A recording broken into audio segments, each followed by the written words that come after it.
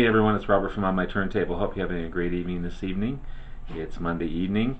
About a week ago, Tuesday, um, one of the most famous drummers in the world, in rock and roll music at least, passed away unfortunately. The great Neil Peart from the band Rush, as you all know. Um, a sad event for everyone. We didn't find out until just Friday, but a great humanitarian, a wonderful Canadian, um, proud to be a Canadian at that moment, and someone that was humble. I didn't meet him personally, but I do have a close friend that met him 2 or 3 times, and he was just as humble and welcoming as you see him in interviews or whatever. He was a private person. He didn't like the limelight. He sent Alex and Getty out to do fan views and autographs, that type of thing. He wasn't like that, and even in death, his privacy was honored because no one really found out until a few days later after his death. I often wonder. This is one of my most favorite albums by the band, and I know Neil had nothing to do with it, but in a way by circumstance, he did, because if it wasn't for the fact of the great late John Rutsey not wanting to tour anymore and wanting to leave the band because of health reasons, that type of thing, I'm wondering what would have become of Rush if they didn't meet Neil Peart. This tall, lanky guy coming in and just blowing them away, bringing his own little drum set with him, and just blowing the audition away for the band. But if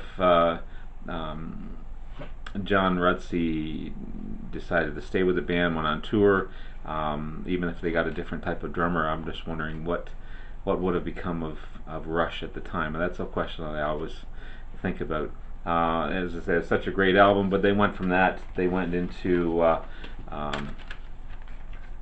the more progressive, and the beginnings of the progressive rock, Fly By Night, and then Caress of Steel, and then into this epic 2112, and that's when the prog and his writing really shone. He was a poet. He was a visionary. He was a storyteller. Super artist. He was highly respected by everyone in the music world. Tributes are flying all over the place as far as saying great things about how he influenced all these players and musicians, and how nice of a guy he was. I watched their documentary, and Kiss was speaking of him because they toured with Kiss quite a bit, and of course Kiss would have all the women and the parties going on, and just wildness, and these guys were in the rooms watching the hockey game. They weren't typical rock and roll stars. They focused on their musicianship, they focused on their talent, they focused on their songwriting, their playing, and that's what made them great. That's what made them last 45 years and be the amazing artists that they were, each individually, and Neil Peart being in the center of it all, writing great lyrics, and putting on a wonderful performance every evening. He was just a remarkable drummer. So my small tribute to him. I know there's been hundreds of tributes out there, but I just wanted to send something out there to you guys, and just to know I'm feeling it just as much as everyone else.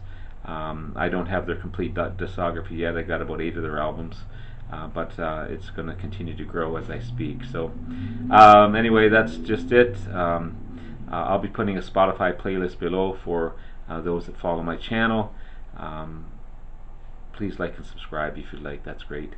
But just honor the guy, honor the man, honor the artist, honor the musician, and